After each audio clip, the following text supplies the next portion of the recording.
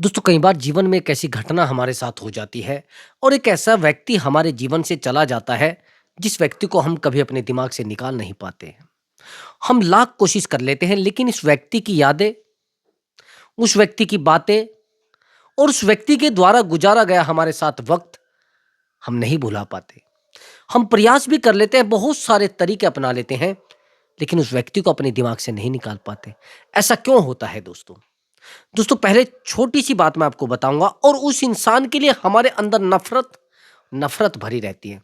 हम जानते हैं कि नफरत है, लेकिन कहीं ना कहीं वो इंसान किसी ना किसी कोने में हमारे जन्म ले चुका होता है। उसकी यादें बीज बनकर हमारे जीवन में ऐसे पनप जाती है कि हमें पता नहीं रहता है कि कैसे पनप चुकी है। हम चाहते भी हैं उस इंसान को दिमाग से निकाला जाए। थोड़ा ध्यान से सुनना। उसका कारण होता है नफरत और क्रोध। अच्छा एक बात बताइए, एक मैं छोटा वीडियो देख रहा था, बड़ा हैरानी वाला वीडियो है। एक व्यक्ति होता है जो हाथ में पानी का कप रखता है, यानी पानी का गिलास रखता है, और उसका एक बच्चा आता है, छोटा सा एक छोटा बच्चा होता है, वो उस गिलास में हाथ मार देता है। जैसे वो गिलास में हाथ मारता है तो उस गिलास से पानी छलक जाता है। उसके बाद उसके पिताजी उस बच्चे को कहते हैं कि बेटा एक बात बताओ, इस गिलास में क्या था जो छलक गया है? कि पापा जी पानी था। कि ठीक है। कि यदि इसमें चाय होती? कि पापा जी वो भी छलक जाती। भाई अगर इसमें दूध होता? कि हाँ पापा जी वो भी छलक जाता। और यदि इसमें कुछ भी ना होता? कि फिर कुछ भी ना छलकता। कि ठीक वही, जब हम किसी व्यक्ति के लिए अपने जीवन में, अपने मन में और अपने हृदय में नफरत पैदा कर लेते हैं, तो उस नफरत को चाहकर भी नहीं निकाल पाते। किसी ना किसी कोने में वो नफरत पनपती रहती है, पनपती रहती है, पनपती रहती है। तो गलती सामने वाले व्यक्ति की नहीं है, वो तो हमारे जीवन से चला गया है। गलती सामने वाले इंसान की नहीं है, वो तो हमारे जीवन से चला गया है, लेकिन वो क्रोध जो हमारे अंदर था वो छलका है।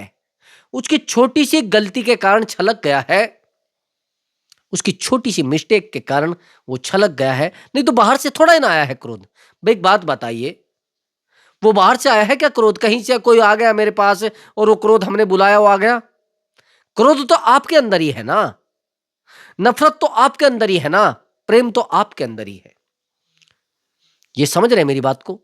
यदि कोई व्यक्ति आपके जीवन में था और वो व्यक्ति चला गया है, आप चाहते हैं उसको भुलाना, तो सबसे पहले उस व्यक्ति के लिए अपने मन से नफरत निकालनी पड़ेगी। प्रेम तो चलो है या नहीं है, लेकिन वो जो नफरत थी, वो नफरत आपको अंदर ही अंदर खोखला किए जा रही है।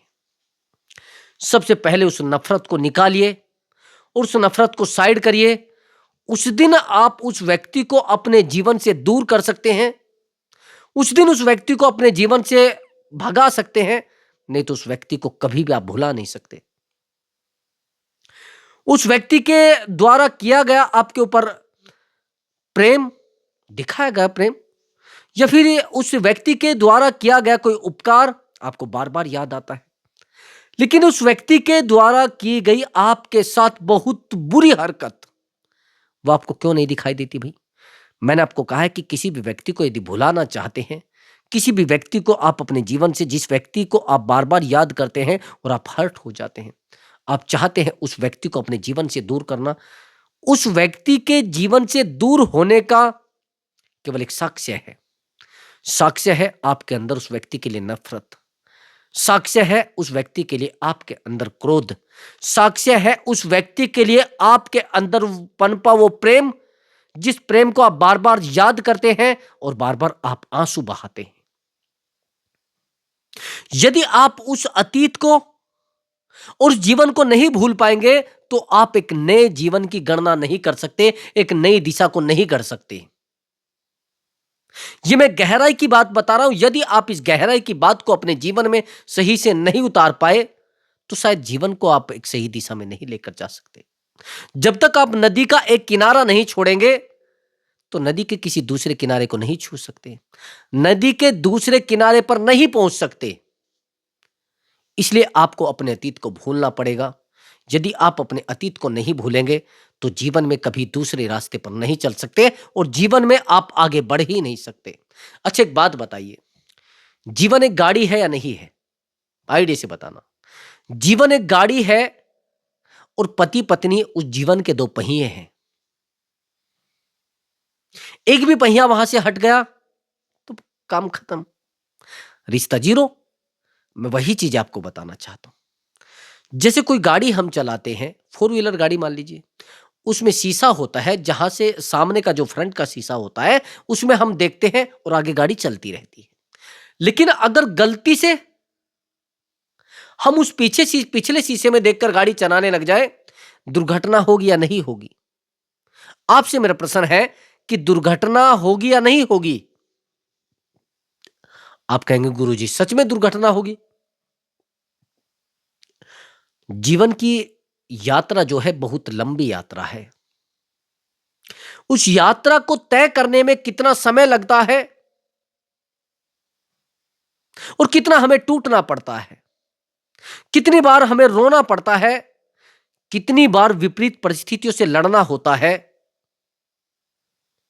और आप फिर इधर उधर देख रहे हैं एक लंबी यात्रा करने में। भाई, आप जीवन में एक बहुत लंबी यात्रा करना चाह रहे हैं और उस लंबी यात्रा करने में इधर उधर की चीजों को देख रहे हैं।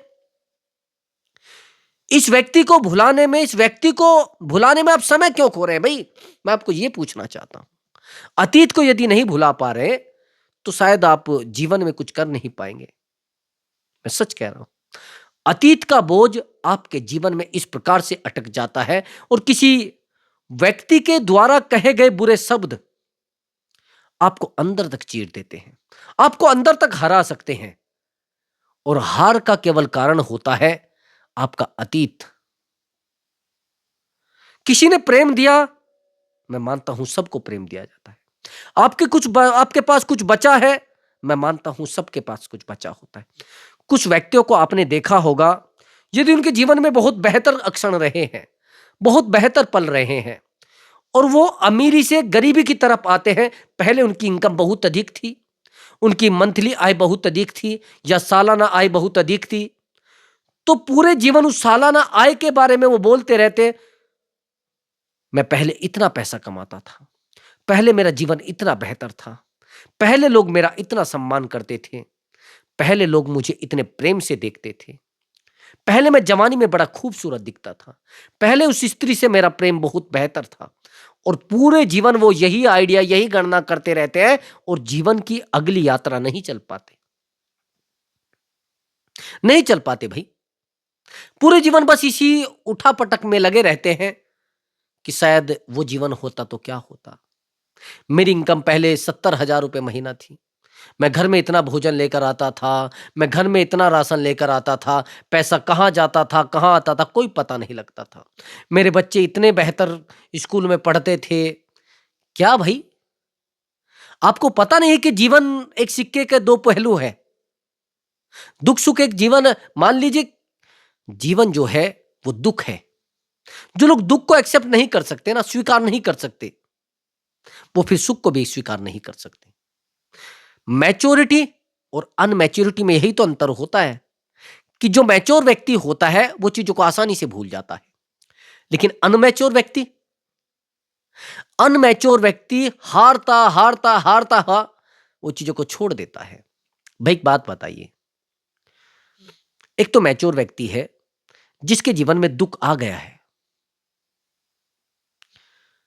और जब उसके जीवन में दुख आ गया है वो फिर क्या करे? जैसे ही उसके जीवन में दुख आ गया है, अब वो भागा दौड़ी करेगा? नहीं करेगा ना। मैच्योर व्यक्ति भागा दौड़ी नहीं करेगा, उसको पता है भाई ये तो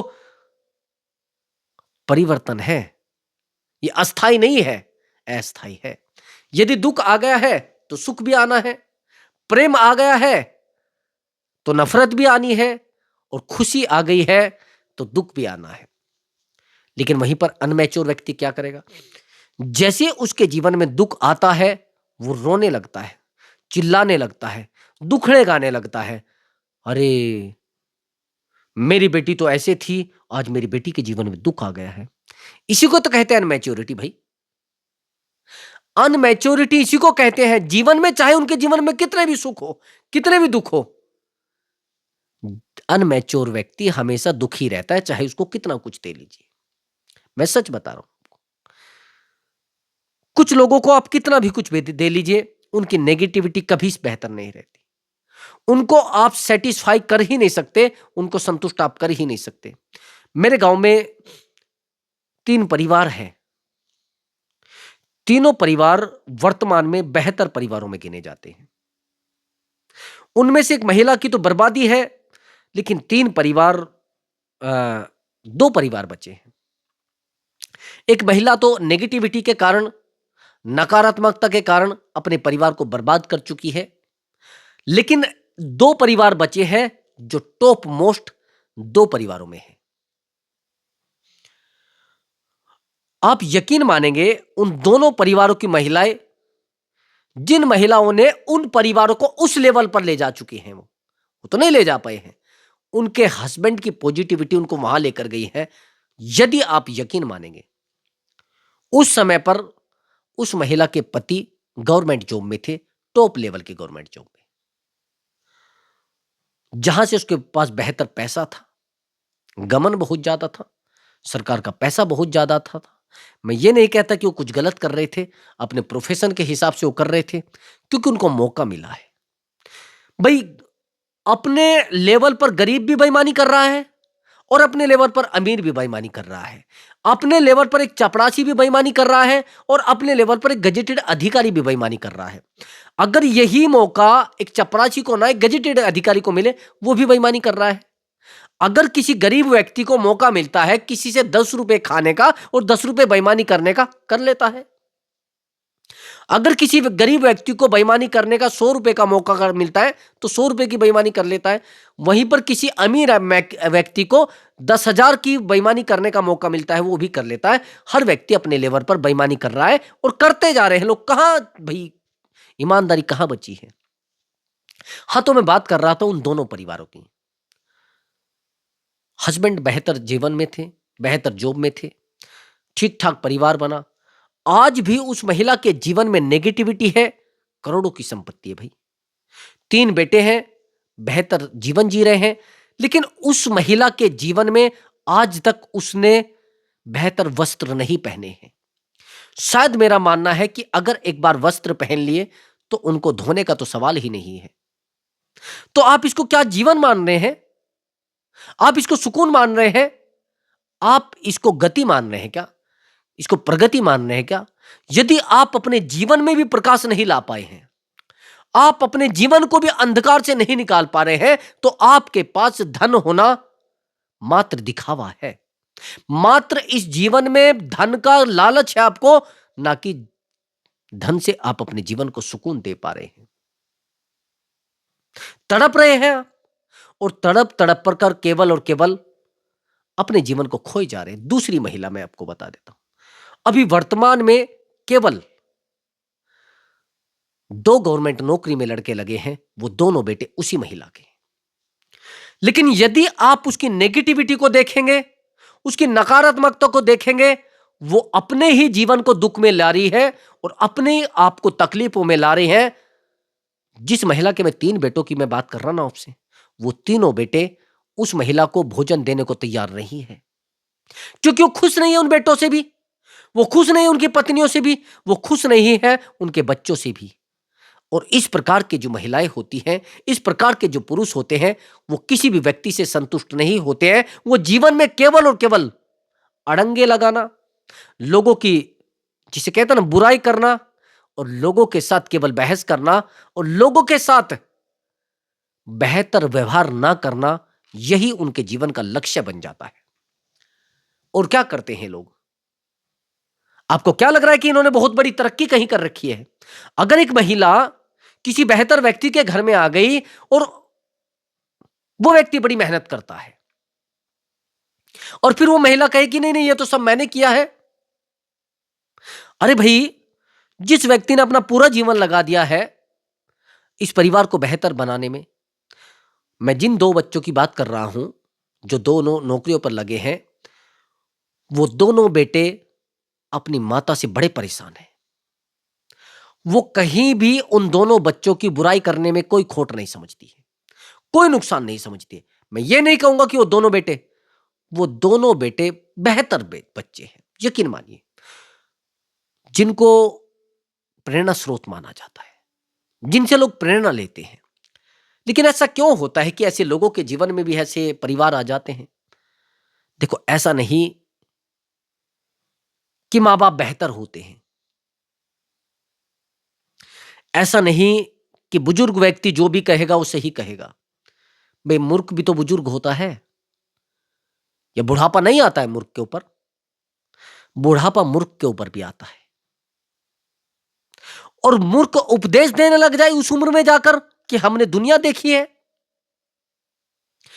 ऐसे व्यक्ति को यदि आप नहीं भुला पा रहे हैं, जो व्यक्ति आज आपके साथ कुछ बुरा करके चले गए हैं, वो बार बार चीजें आपको याद आती है कि इस व्यक्ति ने हमारे साथ बड़ा अच्छा किया था, इस व्यक्ति ने हमें बड़ा प्रेम दिया था, इस व्यक्ति ने हमें बड़ी खुशहाली दी थी। गलत। उसके उस समय को याद करिए जब उसने आपसे नफरतें की थी, जब आपका उसने साथ नहीं दिया था, और जब उस व्यक्ति ने आपको अकेला छोड़ा था और आप अकेले तड़प रहे थे। भाई,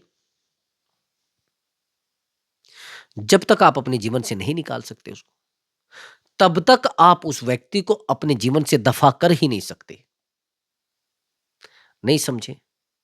जब तक आप उसकी नफरतों को अपने हाथों पर लेकर गिनती नहीं करेंगे, अपने हाथों पर लेकर गिनती नहीं करेंगे, और उस व्यक्ति की यादों को, उस व्यक्ति की बातों को, और उस व्यक्ति के द्वारा दिए गए आपको दंश, उस व्यक्ति के द्वारा दिए गए रोग, जिस व्यक्ति ने आपको मनोरोगी बनाया है, उसको जब तक आप अग्नि में नहीं झोंक जाते और अग्नि को साक्षी मानकर कसम नहीं खा लेते कि भाई इस व्यक्ति के द्वारा एक भी मेरे ऊपर अगर एहसान किया गया है, मैं उस एहसान को भूल जाऊंगा, और इस व्यक्ति ने जो नफरतें मुझे दी है उन नफरतों को भी भूल जाऊंगा, जब तक आप उसको नहीं भुला सकते।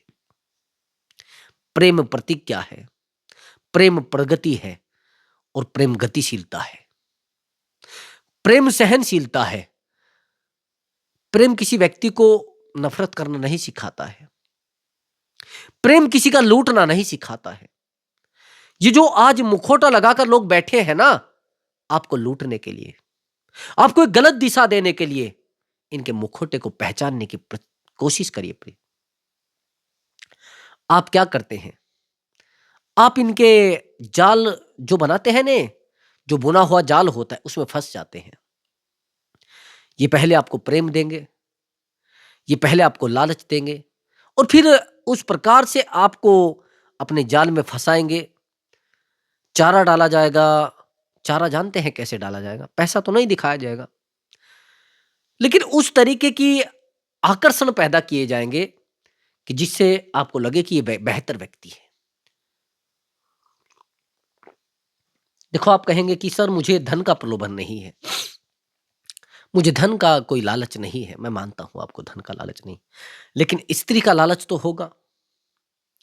फिर कहेंगे नहीं नहीं, मुझे स्त्री का भी लालच नहीं है। ठीक है, आपके बच्चों को तो लालच होगा ना प्रेम का। जब आपको कोई व्यक्ति आपको सीधे तौर पर वार करके नहीं तोड़ सकता, सीधे तौर पर आपको नहीं हरा सकता, तो फिर आपके परिवार को टारगेट किया जाता है, और परिवार को उस प्रकार से टारगेट किया जाता है, आपके बच्चों को आवारा बना दिया जाता है, आपकी पत्नी के ऊपर जाल डाला जाता है कि ये उससे नफरत करे, अपने पति से। आपकी पत्नी को मोह में फंसाया जाता है, आपकी पत्नी को इमोशन में फंसाया जाता है, आपकी बहन बेटी को गलत करने के प्रयास किए जाते हैं, ताकि आपको नीचा दिखाया जा सके, ताकि आपको कमजोर दिखाया जा सके। आप ठहरे बेहतर व्यक्ति, आप ठहरे बुद्धिजीवी व्यक्ति, लेकिन परिवार का हर व्यक्ति थोड़ा ही ना बुद्धिजीवी होगा, हर व्यक्ति थोड़ा ही ना इतना समझदार होगा। इसलिए हमें अपने आसपास इस प्रकार का वातावरण बनाना होता है। जब जीवन एक लंबी यात्रा को चलता है, तो वहां पर एक इस प्रकार का वातावरण आपको बनाना होता है जिसमें आप अपने जीवन को बेहतर बना सके, जिसमें आप अपने जीवन को एक बेहतर दिशा दे सके। क्योंकि क्या होता है, ये लोग अंदर तक नफरतों से भरे होते हैं भाई।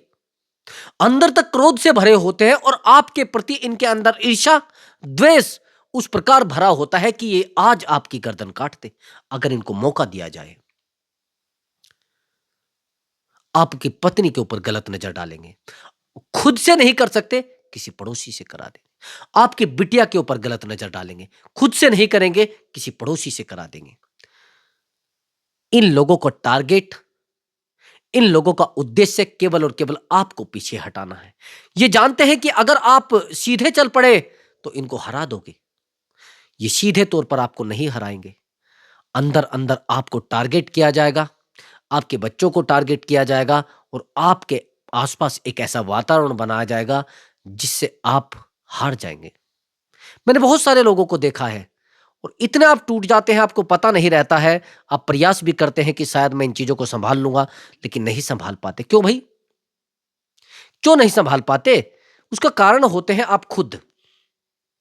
आप हारते हैं, लड़ते हैं, झगड़ते हैं, लेकिन फिर भी क्यों भाई? इस जीवन को संभालने का प्रयास करो, नहीं तो ऐसे लोग आपके जीवन में इस प्रकार का वातावरण लेकर आ जाएंगे जिसको आप कभी संभाल ही नहीं पाएंगे। आप रोते हैं, गिड़गिड़ाते हैं, परेशान होते हैं। क्यों भाई? आप एक ऐसी व्यक्ति है क्या जिसके जीवन में प्रॉब्लम है? इसके जिसके जीवन में तकलीफ है, तकलीफें हर व्यक्ति के जीवन में है। किसके जीवन में कम है, किसी के जीवन में ज्यादा है। लड़ना हर व्यक्ति को है, किसी को परिवार से, किसी को धन से और किसी को खुद से। जो व्यक्ति खुद से लड़ता है वो बेहतर हो जाता है, जो परिवार से लड़ता है वो कमजोर हो जाता है, जो व्यक्ति दूसरे से लड़ता है वो भी कमजोर हो जाता है। और ताकतवर केवल व्यक्ति वो लड़ता है जो खुद से लड़ता है। ताकत वही वही बनता है जो खुद से लड़ता है और जो खुद से संघर्ष करता है। लोगों के साथ तो बहस करके अपने जीवन को कमजोर बनाना है और अपने आप को कमजोर बनाना है। हारना बेहतर व्यक्ति की निशानी नहीं होती है, लड़ना बेहतर व्यक्ति की निशानी होती है। खुद से लड़िए।